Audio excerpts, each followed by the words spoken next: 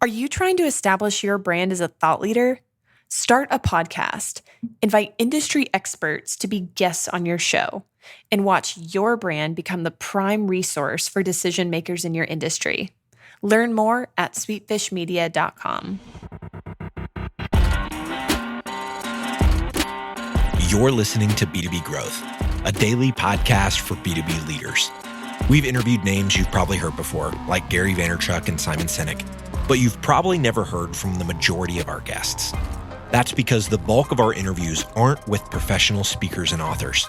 Most of our guests are in the trenches leading sales and marketing teams. They're implementing strategy. They're experimenting with tactics. They're building the fastest growing B2B companies in the world. My name is James Carberry. I'm the founder of Sweetfish Media, a podcast agency for B2B brands, and I'm also one of the co-hosts of this show. When we're not interviewing sales and marketing leaders, you'll hear stories from behind the scenes of our own business. We'll share the ups and downs of our journey as we attempt to take over the world. Just kidding. Well, maybe. Let's get into the show.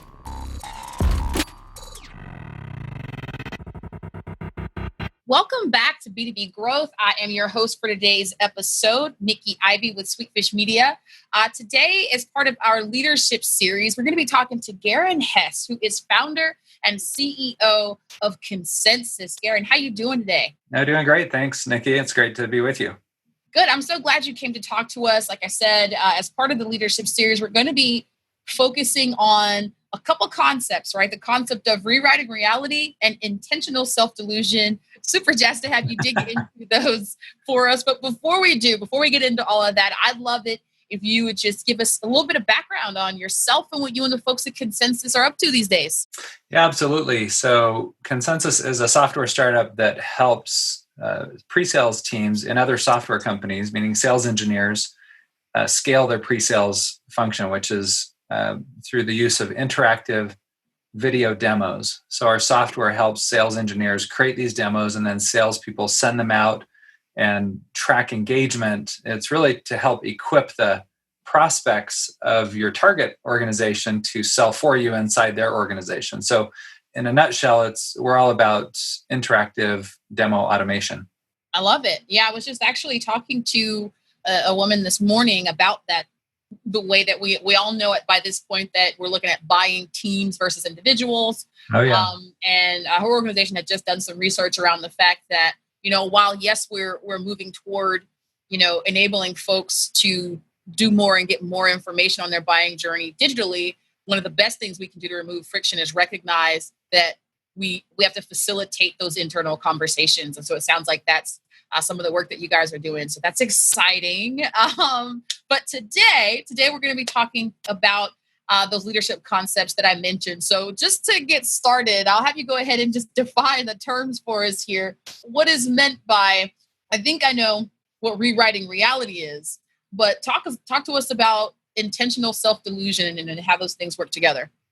Yeah, I mean, in a lot of ways, they're just descriptions of the same thing, but one is a little bit more extreme. So, as leaders, we're constantly running into obstacles and setbacks, and everybody's looking to us, and we set the tone both from an operational standpoint and productivity standpoint, but also from an emotional standpoint. And so the big question is one of the things I've been working on, I guess, over the last couple of years is just how to deal with negative emotion when you're a leader, because nobody really wants you to stand up in a team meeting and say, I feel depressed today. Does anyone else want to be depressed with me?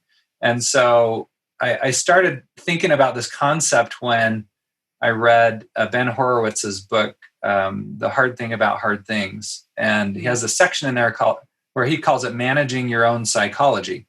And he argues that it's the most important thing that an entrepreneur can do.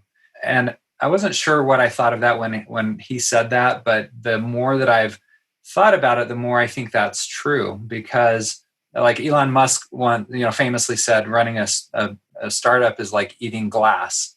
And there's just so many negative experiences that you have, even though, the American pop culture makes it out to be that it's this amazing experience. And it is an amazing experience, but it seems like it's just everybody wants to be an entrepreneur because it's so glamorous. Well, in reality, it's a lot of ups and downs, and for many months, sometimes it's just down after down, and you've got to figure out how to get through that. And so I started thinking about this and came across this concept of rewriting reality. And the reason I came up with this concept of intentional self-delusion is because I heard one CEO basically say that. He says, I not only look at things optimistically, but I intentionally delude myself into taking an optimistic view when it doesn't make any sense at all. And the goal here really is to try to change the outcome of self-fulfilling prophecy. That's the way that I think about it. So when you're negative, you tend to negatively influence the future. And when you're positive, you tend to positively influence the future. And sometimes it may come across to other people as delusion. It's so ridiculous that you're being positive amidst everything that's going on that it may seem delusional to other people. But the goal is not so much to care what other people are thinking, because the goal is to change your own psychology. So you've got to delude yourself in some sense so that your emotion can be positive and create positive energy.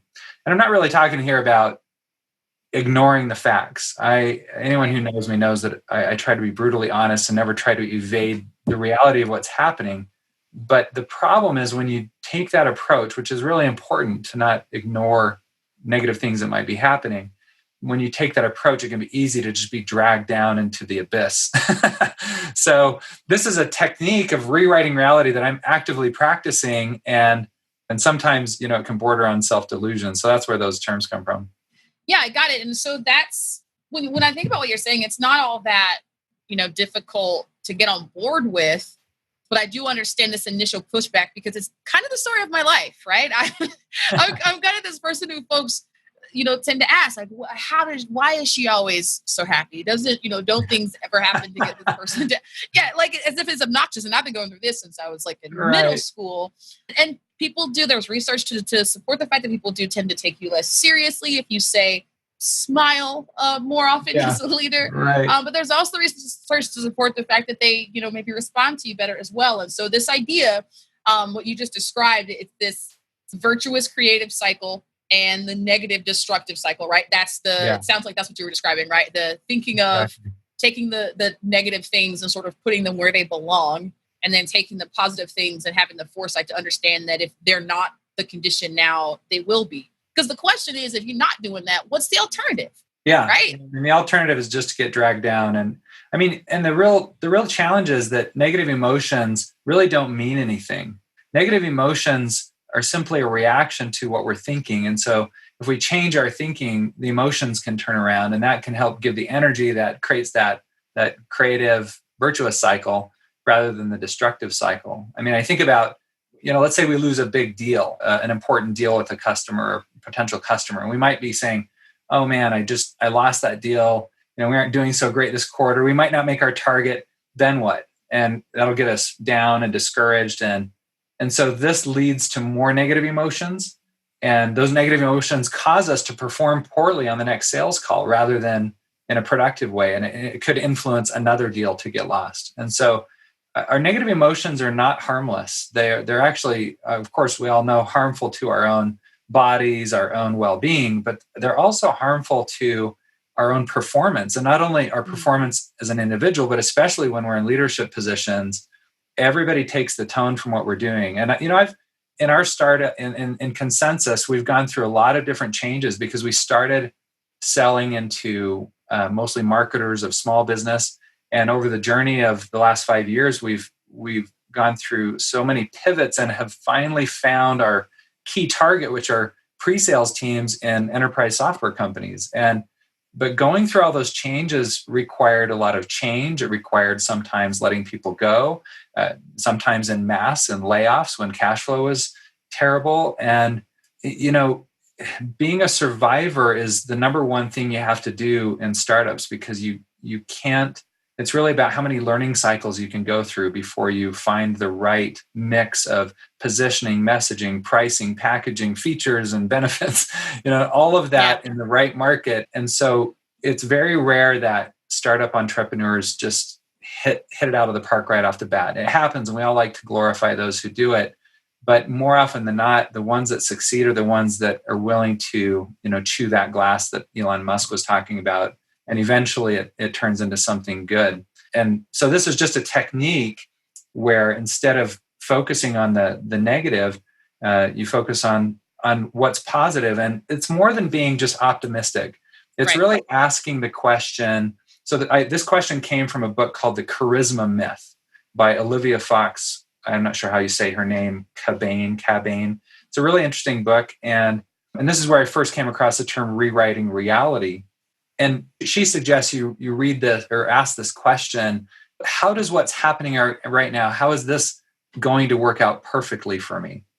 And she gives this example in her book about how she was going to make this big presentation. She was nervous.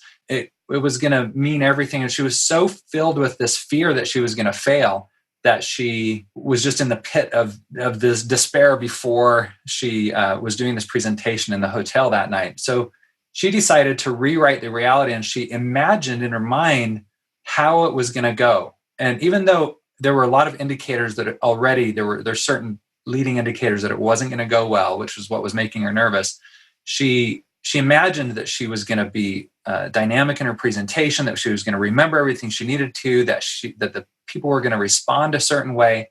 And it completely changed her own ability to perform. And it kind of reminded me of the way you hear athletes sort of imagining right before they perform exactly all the details. And indeed, that situation turned around for her and actually turned out to be the perfect experience that she needed.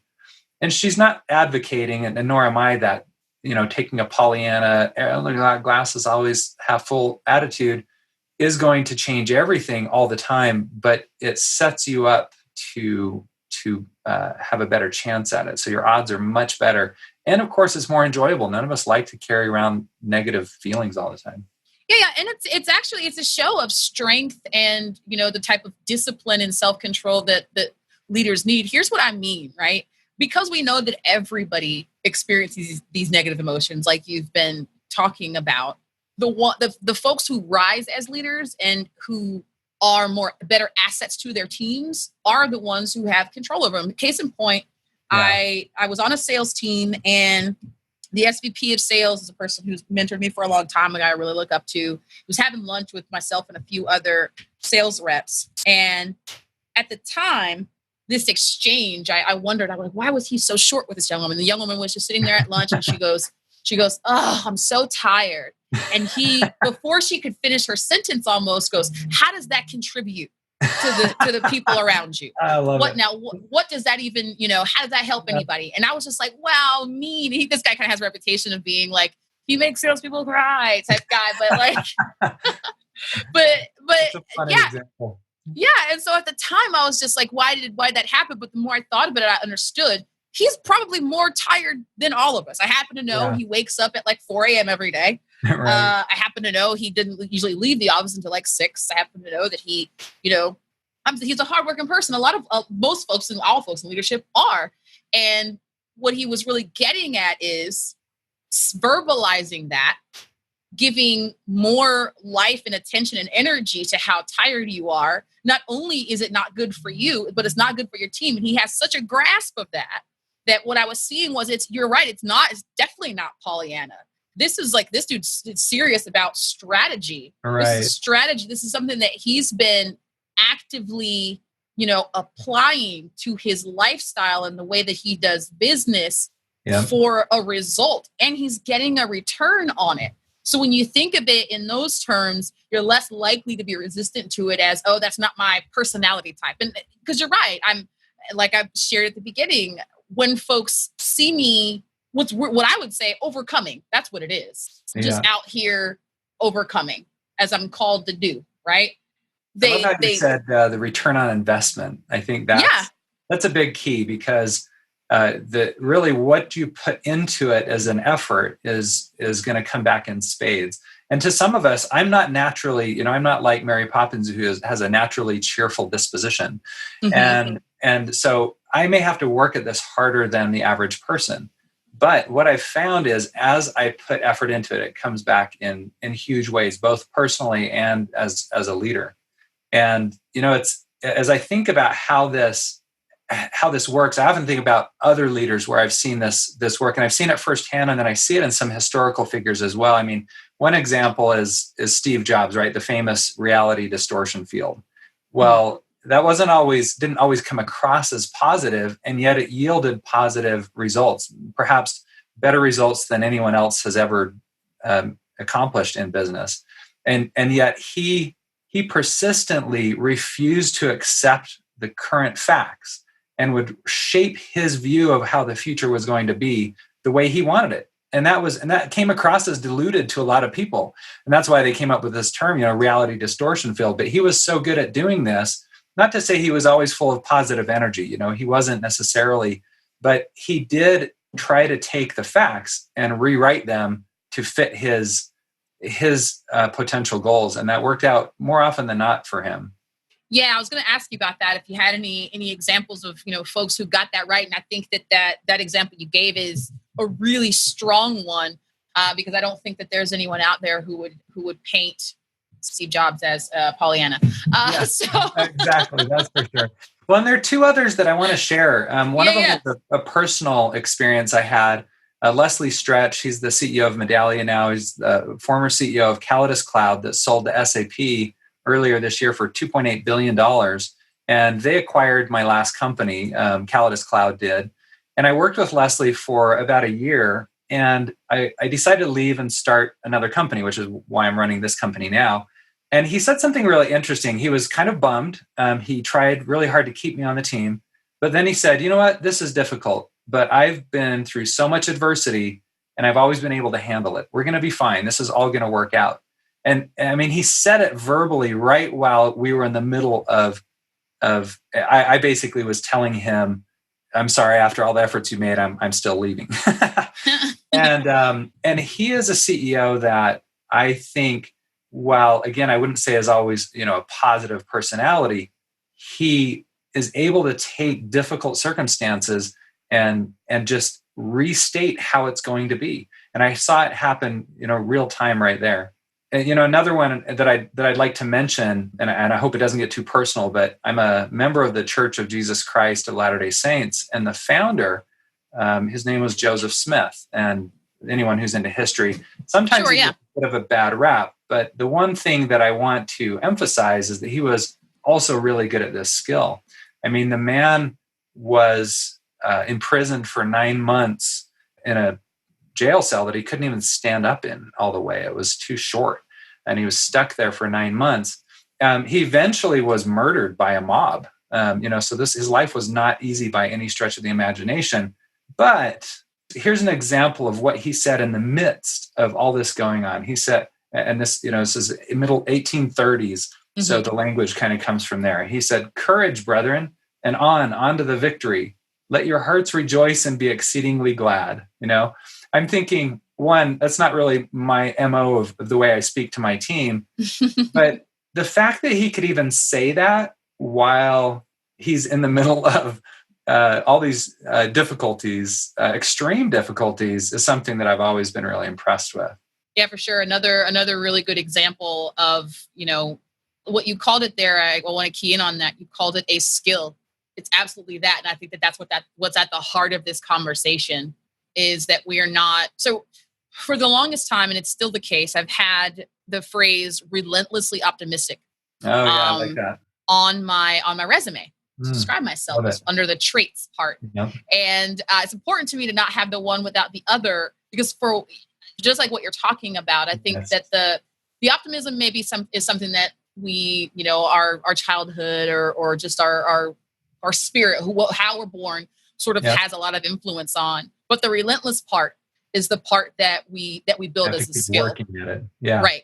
Yep. Exactly. That's the part that you work on. And I think for leaders, especially for the reasons that you've done a really good job of outlining here, it's super important to keep that in mind. So thanks so much for laying that out the way that you did and giving such really good examples of what that looks like. And making the case for rewriting reality and engaging in intentional self-delusion. So now that I've successfully picked your brain and seen what I could get out of it, it is time for you to tell us about what you are putting in it. So let us know about something that you've been engaging with that is informing your approach or that's just got you excited these days. Yeah, one thing that I'm super interested in right now and have been diving into deeply the last couple of years is what's called buyer enablement. And I'm actually just finishing up a book on it. And for right now, I think we're just finalizing the title. I think the book's going to be called Selling is Easy, Buying is Hard. Yeah. And it should be out in the early next year. But buyer enablement's all about how you facilitate and enable the different stakeholders in that buying group that you talked about at the beginning of the conversation. And what I've found through experimentation and research, and Gartner and some of the other analyst firms are really into this as well, is that buyers are spending less and less time with us as vendors. And so being able to enable them and equip them with the things they need to be effective at making the decision, selling for you internally and things like that, those are some of the strategies that I've been not only thinking about, but trying to put into practice and writing about lately. So buyer enablement, I think, is really the only true skill in sales, because as salespeople, we can't close deals. I hear people say this all the time. I can close deals. He's the closer. And I'm saying, really? Did you sign the contract? No. And, I understand what they're saying. Some people are better at helping the buyers than others, and they are and we call them closers. But the reality is none of us can close a deal. Only the buyers can. And so in as much as we can facilitate that group, that is the entirety of B2B sales. So that's, it's all I'll say on it for now. You're preaching to the choir. I think, those of us looking to the future are quickly moving as salespeople from, figuring out how we can be better persuaders or be more persuasive and figuring out how we can be better enablers. Connectors. Yeah. I think that does start with being able to develop a better skill as an influencer, but the distinction between having influence and being persuasive is super important here. And so I like the way that you talk about that, because I think that's the direction things are going, hopefully.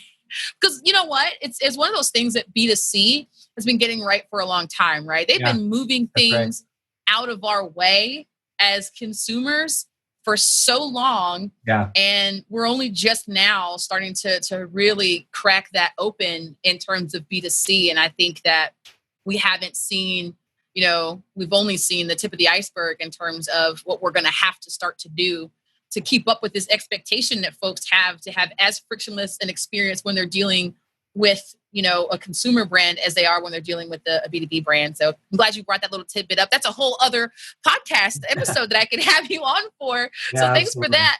Listen, I know that, everybody just like me who's listening has become a fast fan of yours, and they're going to want to keep up with you. So tell us how we can connect with you. You can reach me, by email at garin@goconsensus.com. You can reach me through Twitter at Garin_Hess. Either of those. And of course, you can look me up on LinkedIn as well. I would love to connect with any of you. It's just been a pleasure speaking with you, Nikki. And I love talking about leadership, positive psychology, any of those kinds of things. And of course, buyer enablement and B2B sales, close to my heart as well. So I'd love to connect with any of you. Thanks so much. Thank you.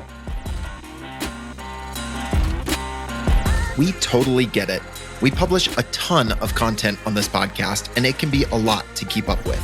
That's why we've started the B2B Growth Big Three, a no-fluff email that boils down our 3 biggest takeaways from an entire week of episodes. Sign up today at sweetfishmedia.com/big3. That's sweetfishmedia.com/big3.